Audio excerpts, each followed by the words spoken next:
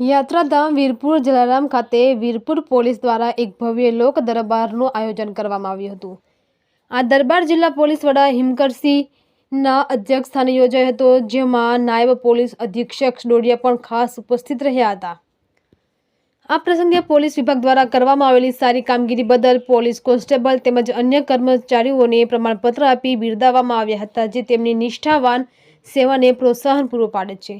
લોક દરબારનું એક મુખ્ય આકર્ષણ તેરા તુજકો અર્પણ કાર્યક્રમ હતો। આ અંતર્ગત વીરપુર પોલીસ દ્વારા અરજદારોના ખોવાયેલા મોબાઈલ ફોન શોધી કાઢી એસપી હિમકરસિંહના વરદ હસ્તે તેમને પરત આપવામાં આવ્યા હતા।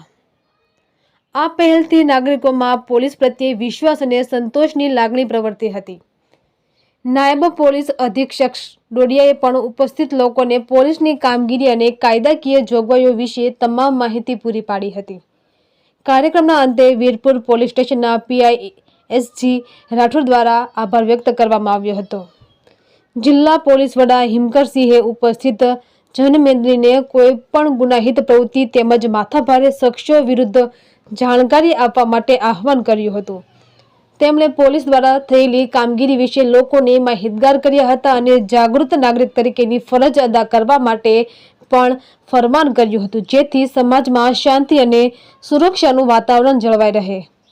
આ પ્રસંગે મહાનુભાવો દ્વારા વૃક્ષારોપણ કરી પર્યાવરણ ચેતનાનો સંદેશ અપાયો હતો। રિપોર્ટર ભાગ્યેશ ડોબરિયા, વીરપુર।